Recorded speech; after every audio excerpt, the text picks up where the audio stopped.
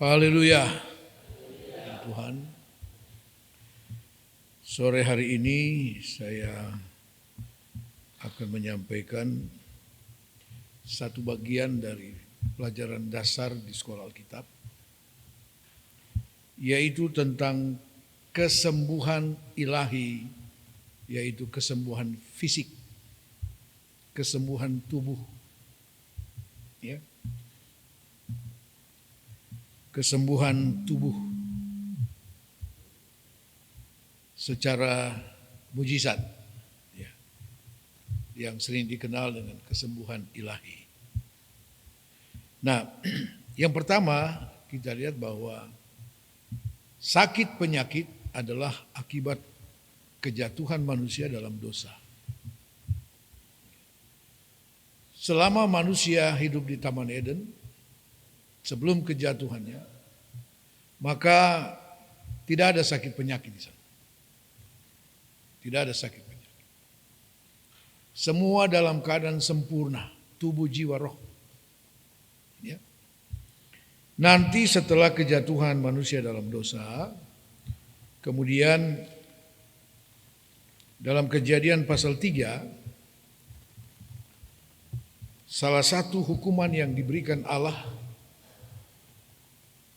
kepada manusia, dalam Kejadian pasal 3 kita lihat dalam ayat 17 sampai 19. Kejadian pasal 3 ayat 17 sampai 19. Lalu firman-Nya kepada manusia itu, karena engkau mendengarkan perkataan istrimu dan memakan dari buah pohon yang telah kuperintahkan kepadamu, jangan makan daripadanya, maka terkutuklah tanah karena engkau. Dengan bersusah payah engkau akan mencari rezekimu dari tanah seumur hidupmu. Semak duri dan rumput duri yang akan dihasilkannya bagimu, dan tumbuh-tumbuhan di padang akan menjadi makananmu. Dengan berpeluh engkau akan mencari makananmu sampai engkau kembali lagi menjadi tanah, karena dari situlah engkau diambil, sebab engkau debu dan engkau akan kembali menjadi debu. Akibat dosa, tanah dikutuk oleh Tuhan, sehingga dikatakan tanah akan menghasilkan duri dan rumput duri. Saya lebih suka memakai kata dalam Alkitab terjemahan lama, duri dan onak. Di sini dipakai kata rumput duri. Kata onak ada pengertian lain, yaitu sesuatu yang menyakitkan bukan hanya fisik, jiwa. Duri menyakitkan secara fisik, tapi onak menyakitkan, hal-hal yang menyakitkan secara kejiwaan. Nah, dari sanalah mulai ada sakit penyakit. Jelas karena kejatuhan dalam dosa. Dosa mengakibatkan sakit penyakit. Tetapi Tuhan tidak membiarkan manusia untuk terus dalam sakit penyakit secara fisik. Karena fisik ini adalah rumah dari jiwa dan roh. Ya. Rumah dari jiwa dan roh. Nah, karena itu ada salah satu ayat dalam surat Yohanes,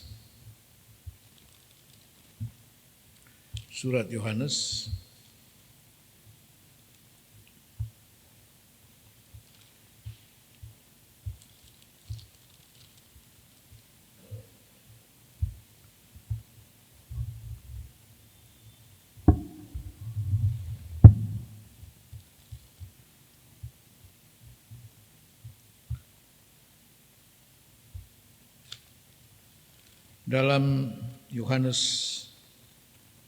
3, 3 Yohanes pasal 1, 3 Yohanes pasal 1 ayat 2.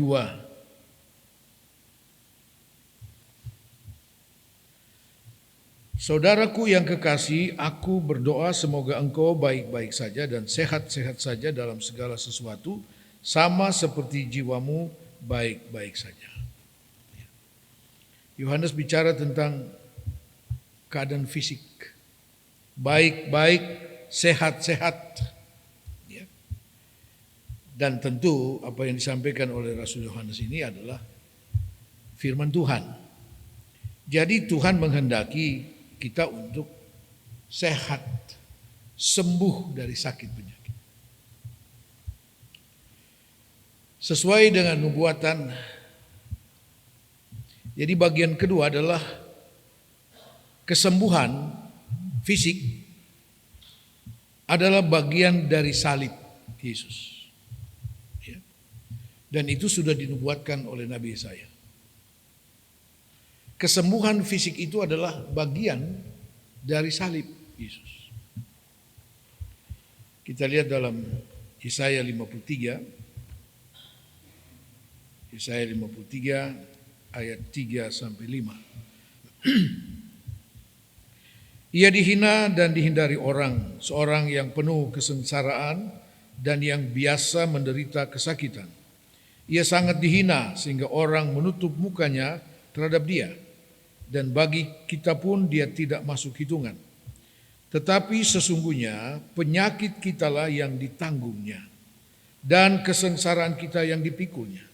Padahal kita mengira dia kena tulah, dipukul dan ditindas Allah. Tetapi dia tertikam oleh karena pemberontakan kita. Dia diremukkan oleh karena kejahatan kita. Ganjaran yang mendatangkan keselamatan bagi kita ditimpakan kepadanya. Dan oleh bilur-bilurnya kita menjadi sembuh. Kapan Yesus menderita bilur-bilur dan kesengsaraan itu? Yaitu menjelang penyaliban. Sebab itu tadi saya katakan bagian kedua dari pelajaran ini adalah kesembuhan adalah bagian dari salib. Pekerjaan salib. Ya. Tentu bagi setiap orang percaya. Ya. Dan itu sudah dimuatkan jauh sebelumnya oleh Nabi Yesaya. Ya. Dia disakiti untuk kesembuhan kita. Dan oleh bilur-bilurnya kita disembuhkan dari segala macam sakit penyakit. Dari segala macam sakit penyakit. Apapun itu. Bilur itu adalah bekas-bekas pukulan yang kemudian menyebabkan lebam biru, merah, hitam. Kalau anak-anak sekarang sudah tidak alami itu, kena pukul sampai seperti itu. Kami dulu ya, baik di rumah, baik di sekolah. Oh sekarang jangan coba-coba, jadi hal itu masuk penjara. Ya. Kebetulan guru saya adalah bapak saya sendiri. Dia kepala sekolah dan kadang-kadang dia menggantikan kalau ada guru bantu yang tidak masuk. Wah itu kita tegang sepanjang jam pelajaran. Ya. Dia lapis-lapis betul. Betis dong ini bilur. Pulang di rumah kami kasih tunjuk di mama. Woi, mama saya mengamuk. Tapi bapak saya bilang apa? Kalau dorang bodok, yang orang tahu dia punya fam bawa runtuh. Saya punya nama. Jadi tenang saja. Ya memang hati seorang ibu ya seperti itu. Tapi itu cara dulu. Ya. Sampai bilur-bilur. Ya. Tapi kemudian kami bersyukur. Sebab kalau tidak ada bilur, wah tertahu kami jadi apa itu. Saudara bayangkan dari 12 bersaudara 9 laki-laki. Ya. Sekarang urus satu anak laki-laki pusing kepala. Ya. Nah, baik. Jadi sekali lagi bahwa kesembuhan fisik ini adalah bagian pekerjaan salib. Ya. bagian dari pekerjaan salib. Baik, sekarang kita lanjut saudara, bahwa ada 3 faktor yang menentukan kesembuhan ilahi secara fisik. Ya, ada 3 faktor. Yang pertama adalah oleh iman dari orang yang sakit. Ya. Markus pasal 10.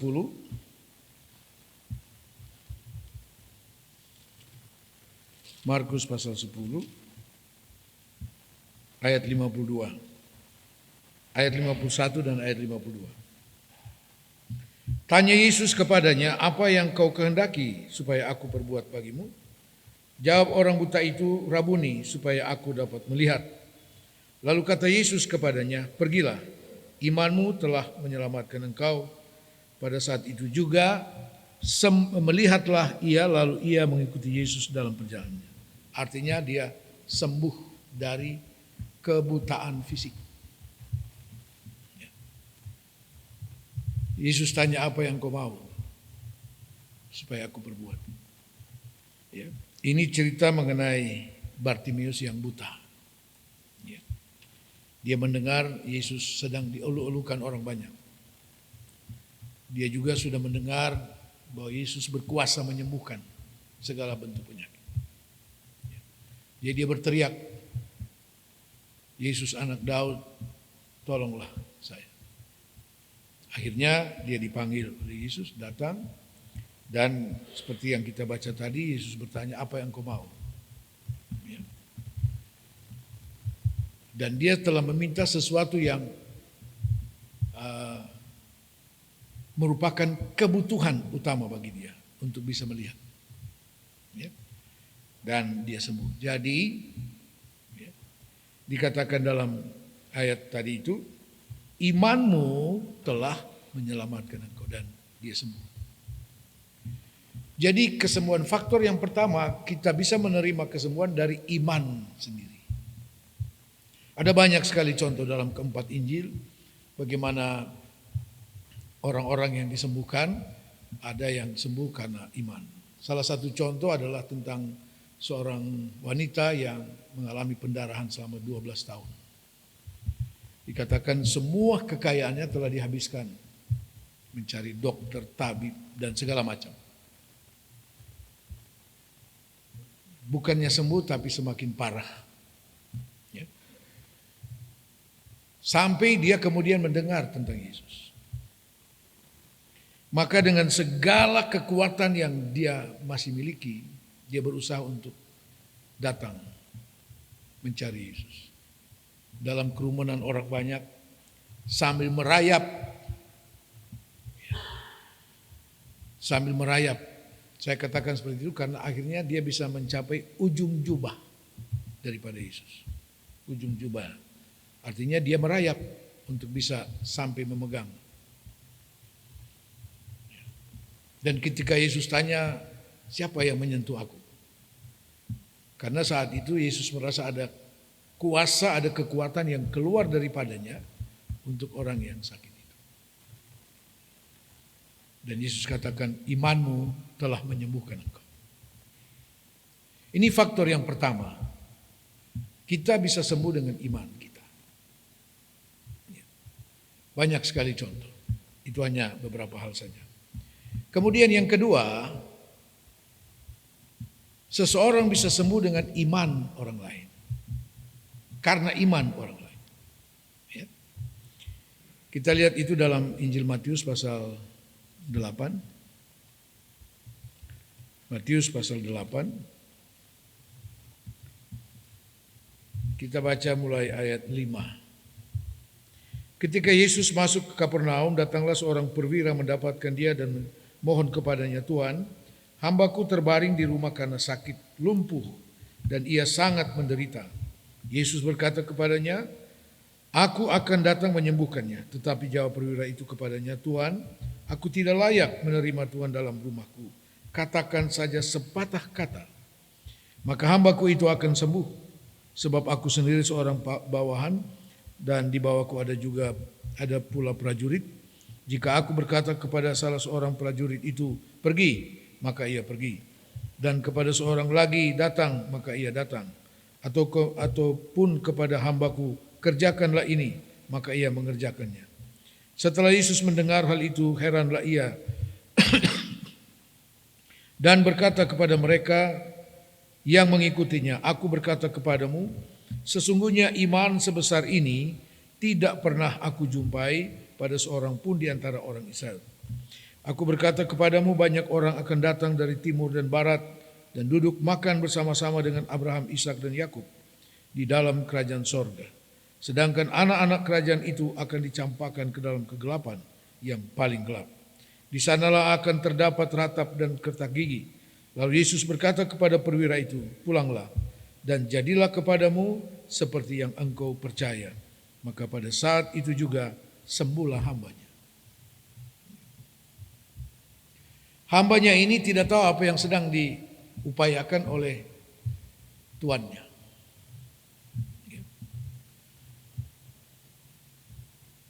Perwira ini mencari Yesus dan memohon kesembuhan untuk hambanya.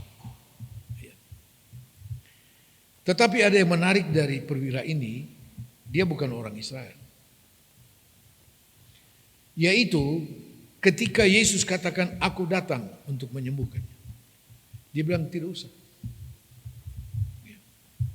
Engkau berkata sepatah kata saja, pasti dia sembuh. Dia lalu samakan dengan posisinya sebagai seorang perwira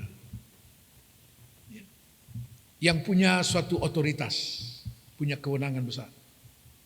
Dia bilang, kalau saya berkata kepada bawahan saya, pergi, tanpa banyak omong dia harus pergi.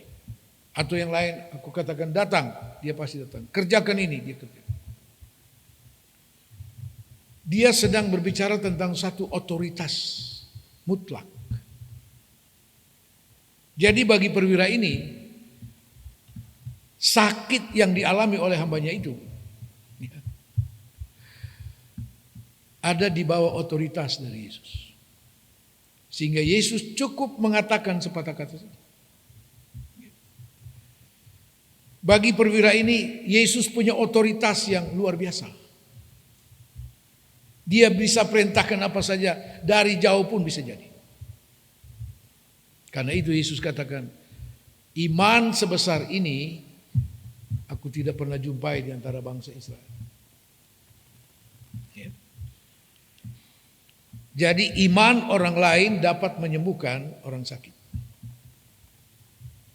Kemudian kita tahu dalam perjalanan pelayanan rasul-rasul, ya, perjalanan rasul-rasul di mana mereka menyembuhkan banyak orang, bahkan Alkitab katakan bahwa sapu tangan daripada Paulus dibawa ke orang yang sakit. Orang sakit sembuh. Ketika kain itu kena kepada orang sakit sembuh. Ya. Sebenarnya bukan sapu tangannya itu yang berkuasa. Ya. Kuasa yang ada pada Paulus itulah. Nah, ingin saya katakan di sini sekarang bahwa kalau kita pelajari dari 4 Injil dalam masa pelayanan Yesus, Yesus tidak punya satu cara yang baku untuk menyembuhkan. Dia tidak mempunyai satu cara yang sudah baku dan kalau mau sembuh harus dengan cara itu, tidak ada. Bahkan saya tidak pernah membaca bahwa Yesus pakai minyak untuk sembuhkan orang. Kadang-kadang dia hanya berkata, pergilah engkau sudah sembuh. Kadang-kadang dia juga jamah, doakan sembuh. Dia pernah ambil pasir, taruh ludah, taruh di mata orang buta, sembuh. Tidak pernah ada cara yang sama, yang bagus seperti itu saja. Karena itu apa yang dipraktekkan oleh gereja Tiberias itu di bawah almarhum Parihaji itu mengenai minyak urapan. Ya. Jadi kalau sakit tetap harus lewat minyak urapan. Itu penyesatan. Sebab dalam segala bentuk pelayanan kita harus mencontoh kepada Yesus. Mencontoh kepada Yesus. Seperti saya katakan tadi, Yesus tidak pernah menyembuhkan orang dengan satu cara tertentu saja. Tidak. Dengan berbagai cara.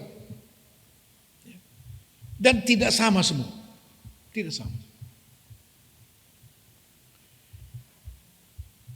Mereka punya pemahaman yang salah tentang surat Yakobus.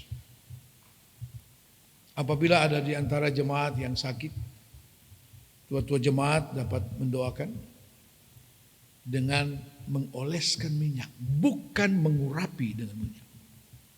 Mengoleskan dengan minyak. Kalau perlu. Sebab bukan minyak itu yang menyembuhkan. Doa.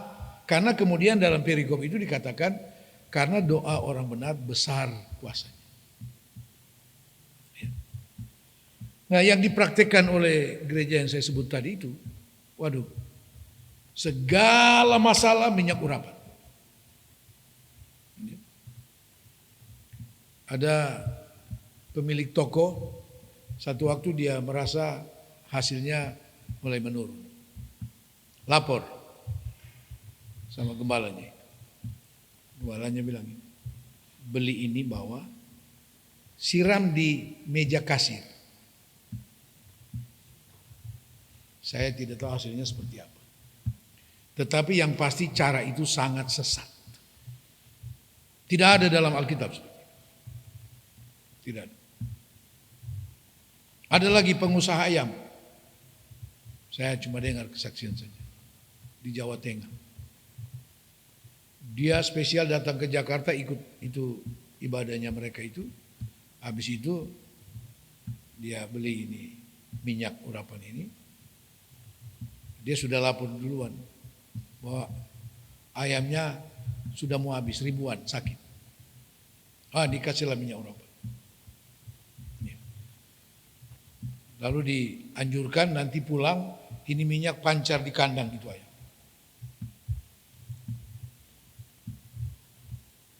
Sudah sampai seperti itu. Jadi minyak ini seperti sudah jadi berhala mereka. Jadi berhala.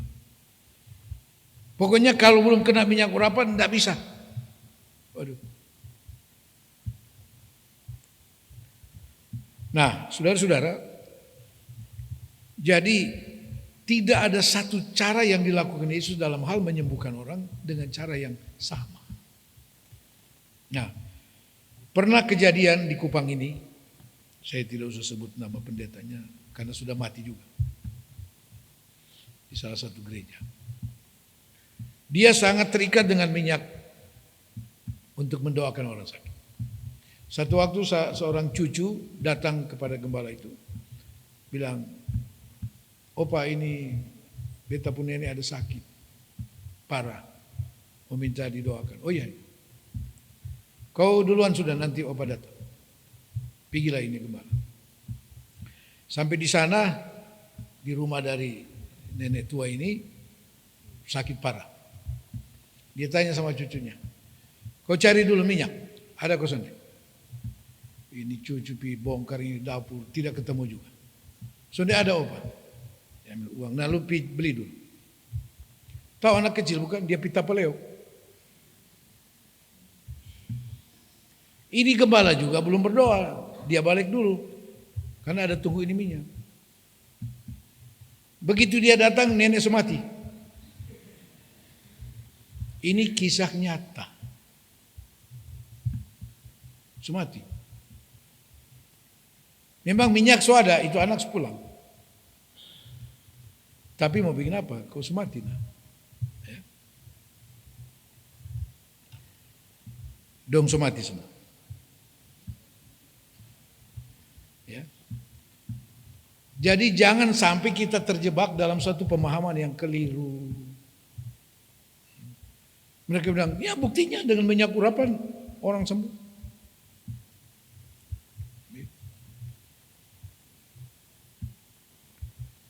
Pernah di Surabaya, saudara. Ya. Karena mereka juga ada cabang sudah bikin di mall. Jadi ada seorang hamba Tuhan dari GPDI tanya sama salah satu jemaat pengikut itu. Kau kenal Yesus? Tidak.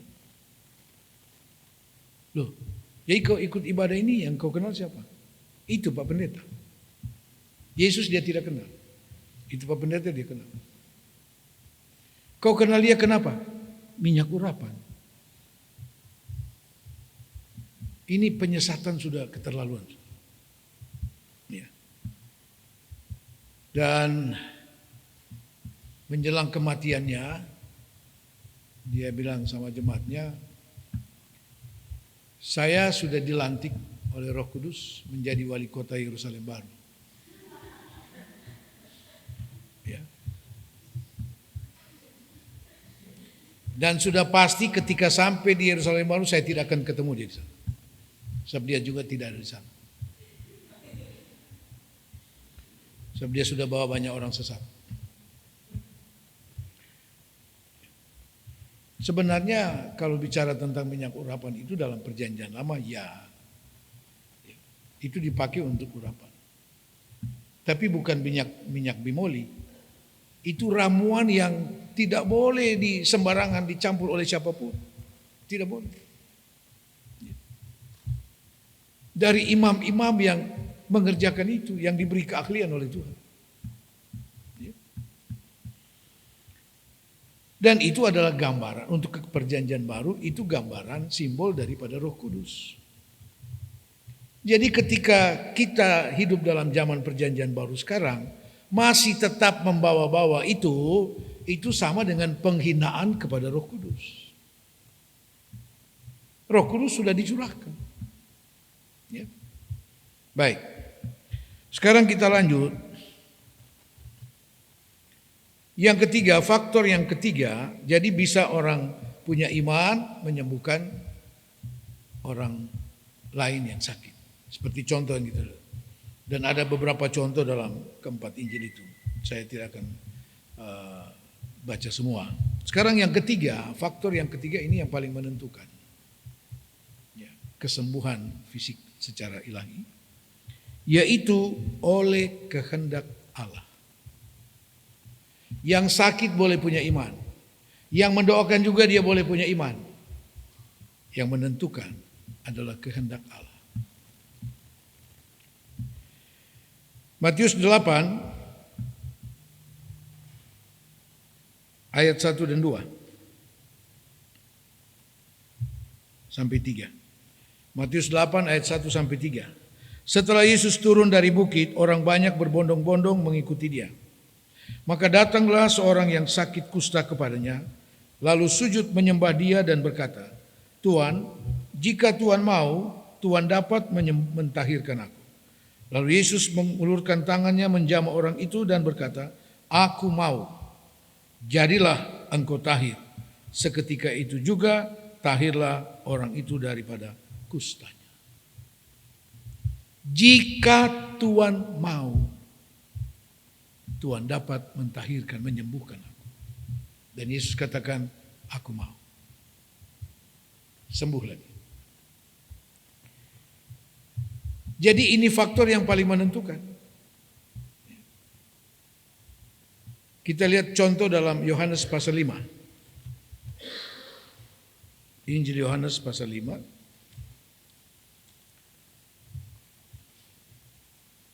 Kita baca mulai ayat 1. Sesudah itu ada hari raya orang Yahudi dan Yesus berangkat ke Yerusalem. Di Yerusalem dekat pintu gerbang domba ada sebuah kolam yang dalam bahasa Ibrani disebut Bethesda.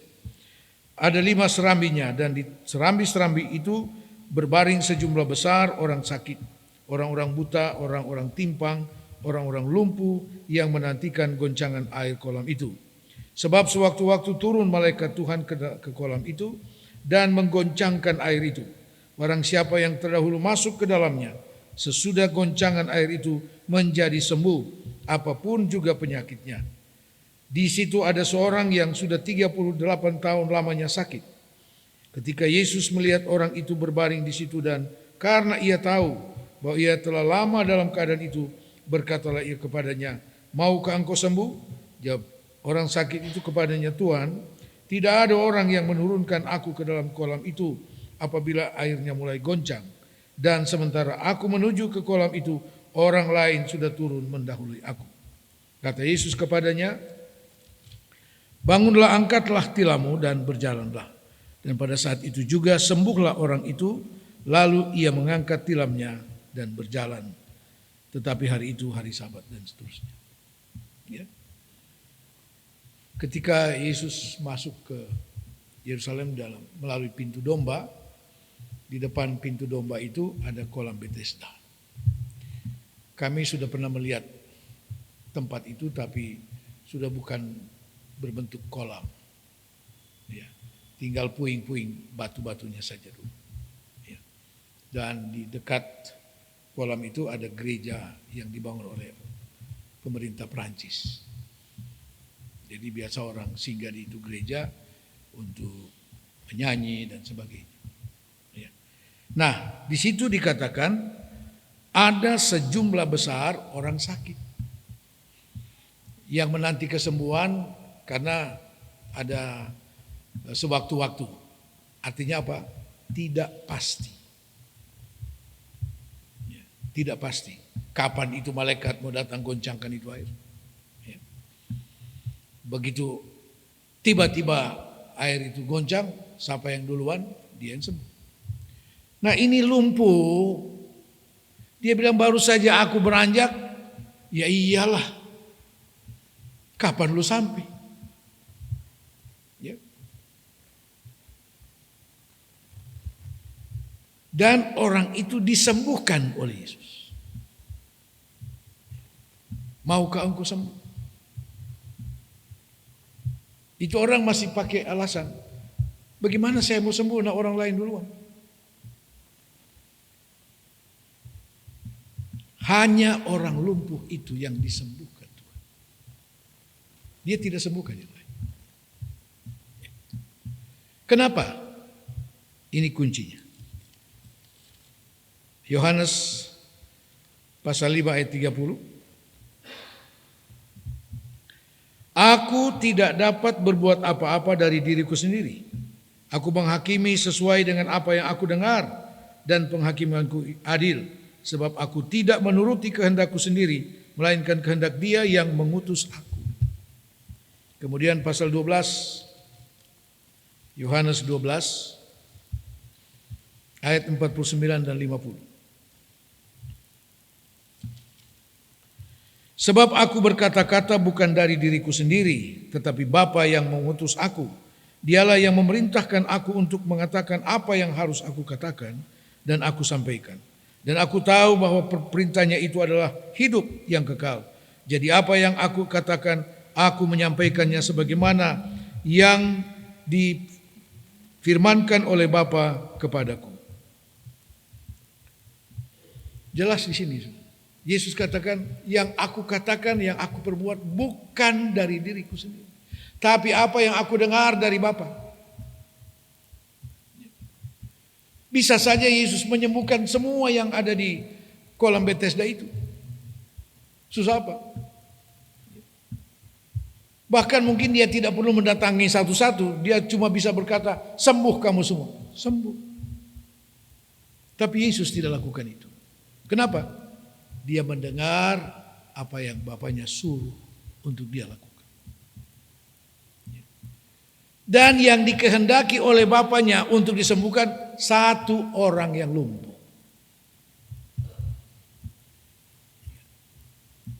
Saya sudah saksikan dengan mata kepala saya sendiri. Seorang hamba Tuhan senior di Kupang. Stroke dan sudah sakit 4 tahun lebih. Saya pikir semua hamba Tuhan di NTT sudah mendoakan. apalagi jemaat. Kemudian ada KKR di Senayan oleh penginjil besar Richard Bonnke. Saya kebetulan ada di sana, duduk di tribun, dan setelah dia berkhotbah, diajaklah yang mau didoakan. Sakit, apa saja, masalah apapun, bukan cuma yang sakit, semua. Saya juga kaget, dari tribun saya melihat kan orang mulai masuk ke lapangan untuk didoakan. Selain yang memang sudah ada di lapangan. Saya melihat hamba Tuhan ini didorong dengan kursi roda. Dalam hati saya, aduh puji Tuhan. Mudah-mudahan hamba Tuhan ini pulang sudah tidak dengan kursi roda. Setelah selesai 2 orang sakit yang makan waktu sekitar 1 jam. Ya. Banyak yang sembuh, banyak yang sembuh. Tapi saya sangat kaget. Ya. Terakhir yang didorong keluar, hamba Tuhan itu tetap di kursi roda, tidak alami apa-apa. Apakah Richard Bonnke tidak ada iman untuk mendoakannya? Orang lain, orang banyak sembuh. Tapi seperti yang Yesus katakan, aku hanya melakukan dan mengatakan apa yang Bapa suruh untuk aku lakukan. Ini faktor yang paling menentukan dalam hal kesembuhan. Dan kurang lebih 1 tahun kemudian hamba Tuhan ini meninggal. Dalam keadaan sakit yang sama. Sekian banyak yang sudah mendoakan. Termasuk saya beberapa kali mendatangi, mendoakan.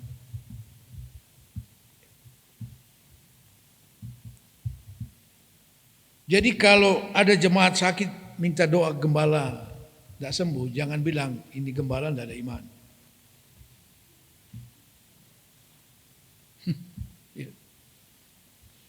Tidak ada iman. Masa doa saja tidak sembuh. Ya. Tapi jelek-jelek begini sudah banyak yang saya doakan juga sembuh. Ya, sembuh juga. Yang lebih parah, ada gembala, jemaat sampai takut panggil dia kalau ada yang sakit. Begitu dia doa, pasti mati. Sampai itu gembala sudah umumkan jemaat, tolong ya, kalau ada yang sakit jangan panggil saya doa. Karena itu berarti sama dengan saya bawa tiket langsung ke surga.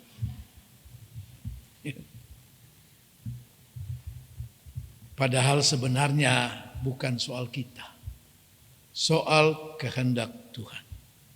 Kalau Tuhan mau, tidak ada yang mustahil. Katakan amin. Tuhan Yesus memberkati.